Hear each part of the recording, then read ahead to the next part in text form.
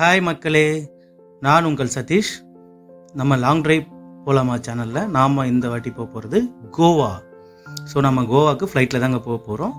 So இப்போ நம்ம flight take off ஆகிடுச்சு. ஃப்ரம் சென்னை ஏர்போர்ட்லேருந்து தான் டேக் ஆஃப் ஆகிருக்கு. ஸோ இந்த ஃப்ளைட்டோட சார்ஜஸ் பார்த்திங்கன்னா அரௌண்ட் 4000 வந்திருக்கு. நாங்கள் ஸ்கை ஸ்கேனர் ஆப்பில் தான் புக் பண்ணியிருக்கோம். ஸோ இப்போ நம்ம கோவாவுக்கு போயிட்டுருக்கோம். ஸோ மேலே ஒரு வியூவை பாருங்களேன். ஸோ இதுதான் நம்ம சென்னையோட வியூ. எவ்வளோ அழகான வியூ பாருங்கள். மேகங்களுக்கு நடுவில் நம்ம சென்னை, நல்ல அழகான வியூ, அழகாக இருக்குது. ஸோ நம்ம சென்னைக்கு போகிறதுக்கு சென்னையிலேருந்து கோவா போகிறதுக்கு ஆல்மோஸ்ட்டு 1.5 hours ஆகுதுங்க சென்னையிலேருந்து ஃப்ளைட்டில். இது நம்ம ஏர் இண்டியாவில் தான் புக் பண்ணோம். இந்த இதுலேருந்து நம்ம இண்டிகோவும் புக் பண்ணலாம்.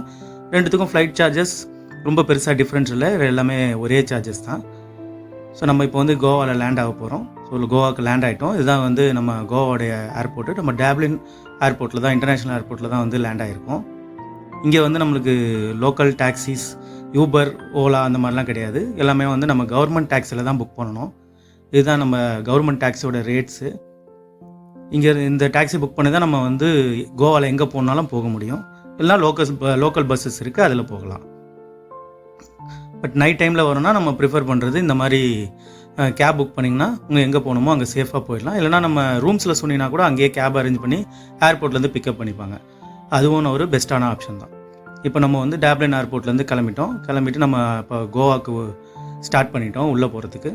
நம்ம இப்போது கேல்கட் பீச் பக்கத்தில் தாங்க ரூம் போட்டிருக்கோம். ஸோ அந்த ரூம் நம்ம இங்கேருந்து போகிறதுக்கு ஒரு 1 hour ஆகும் டப்ளின் ஏர்போர்ட்லேருந்து. நம்ம இப்போ ஊருக்குள்ளே போகிறோம் கொஞ்சம் கொஞ்சமாக. இப்போ நம்ம கோவாவுக்கு இந்த பிரிட்ஜில் தான், பிரிட்ஜ் இது கோவாவோட மெயின் அட்ராக்ஷனான பிரிட்ஜுங்க. ஸோ இந்த பிரிட்ஜ் 2 அடுக்கில் இருக்கும். ஃபஸ்ட்டு டாப்பில் பார்த்திங்கன்னா நம்ம பைக் அலோடு கிடையாது, கார்ஸ் மட்டும் தான் போகணும். பட் பைக்லேயும் போகிறாங்க. சில டைம் போலீஸ் நல்ல சார்ஜ் போடுறாங்க. ஸோ அதனால் பார்த்து கேர்ஃபுல்லாக இந்த ரோட்டில் போங்க. நம்ம இப்போது இன்னும் ஒரு 30 minutesல கோவா ரீச் ஆயிடுவோம். ஸோ நம்ம கோவா வந்தாச்சுங்க. இப்போ ஒரு நைட் ட்ரைவ் போகலாமா அப்படின்னு சொல்லிட்டு ஒரு வாக்கிங்கில் நம்ம பாகா பீச் போயிட்டுருக்கோம். ஸோ கொஞ்சம் நேரத்தில் நம்ம பாகா பீச் ரீச் ஆகிடுவோம். ஸோ வாக்கிங் டிஸ்டன்ஸில் தான் நம்ம ரூமில் இருந்து பாகா பீச் இருக்கும். அதுக்கு நடுவில் நம்மளுக்கு டீட்டோஸ் லைன்னு ஒரு ரோடு இருக்குது. ஸோ அந்த ரோட்டில் நம்மளுக்கு ஃபுல் ஆஃப் பப்ஸு, அதுக்கப்புறம் நைட் ஃபுல்லாகவே பார்த்திங்கன்னா அங்கே ஒரு ஹாப்பனிங்கான ஒரு ரோடாக இருக்கும். அந்த ரோட்டில் நீங்கள் சாப்பிட்ற ஐட்டமாக இருக்கட்டும், ட்ரெஸ்ஸஸ்ஸு எல்லாமே, டேட்டோஸு எல்லாமே நைட்டு ஃபுல்லாகவே ஓப்பனில் இருக்கும். நீங்கள் நானே கொஞ்சம் நேரத்தில் இப்போ பப்ஸ் எல்லாமே பார்க்கலாம். பார்த்திங்கன்னா நைட்டு நம்ம போகிறது ஜாலியாக ஹாப்பனிங்காக இருக்கும். ஆனால் பப் உள்ளே போகிறது எல்லாமே கொஞ்சம் சேஃபாக தான் போகணும். அதே மாதிரி காஸ்ட் வைஸும் ரொம்ப அதிகம் தான். அதே மாதிரி உள்ளே நிறைய ஸ்கேம்ஸ் இருக்கும்.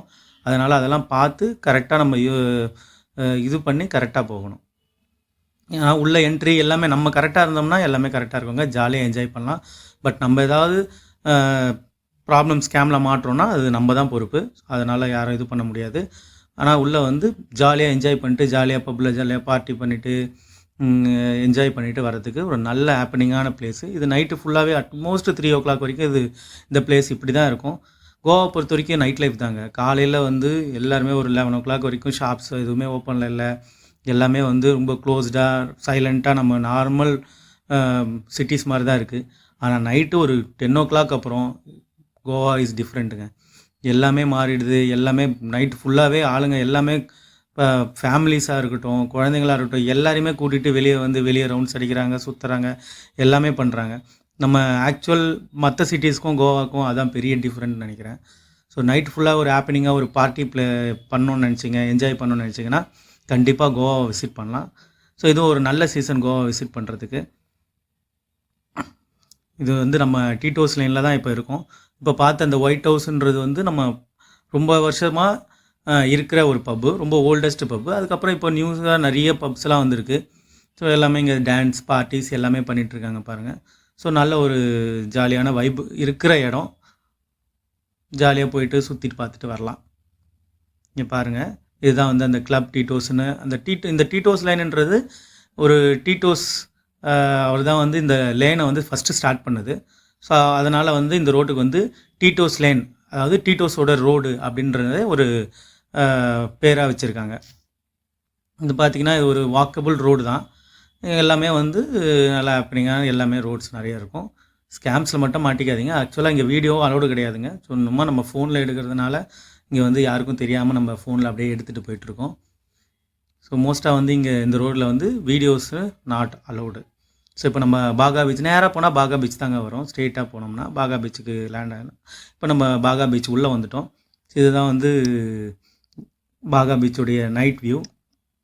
இங்கே பார்த்தீங்கன்னா நிறைய வந்து பிளேசஸ் இருக்கும். ஸோ ஒரு தனித்தனி ஷேக்குன்னு சொல்லுவாங்க இந்த இடத்துல. ஸோ அந்த ஷேக்ஸில் போய் நம்ம உட்காந்துட்டு ஒரு ஏரியாலையும் நல்லா என்ஜாய் பண்ணலாம். நம்ம ஆர்டர் பண்ணி சாப்பிட்ற மாதிரி இருந்தால் மட்டும்தான் ஷேக்ஸ் போகணும். சும்மா ஷேக்ஸில் போய் நம்ம உட்கார முடியாது. வந்தவுடனே ஆர்டர் கேட்பாங்க. இல்லை நம்ம டைம் ஸ்பெண்ட் பண்ணோம் அப்படின்னா பீச்சுடைய மண்ணில் உட்காந்து ஜாலியாக டைம் ஸ்பெண்ட் பண்ணலாம். பாருங்கள், நைட்டு இது ஒரு 2 o'clock இருக்கும். 2 o'clock எவ்வளோ லைட் செட்டிங், எவ்வளோ என்னெல்லாம் எப்படி இருக்குது பாருங்கள் ஏரியாவே. ஸோ இது வந்து நம்ம நார்மல் லொக்கேஷன், நார்மல் பீச்சஸில் நம்ம இது மாதிரி ஒரு பிளேசஸை பார்க்க முடியாது. பட் கோவாவில் வந்து இது குவைட் நார்மல். ஒரு இடமும் லைட் டிஃப்ரென்ஸ் வச்சு நம்ம கண்டுபிடிக்கலாம். ஒரு ஷேக்கும் ஒரு தனித்தனி ஷாப்ஸ் மாதிரி.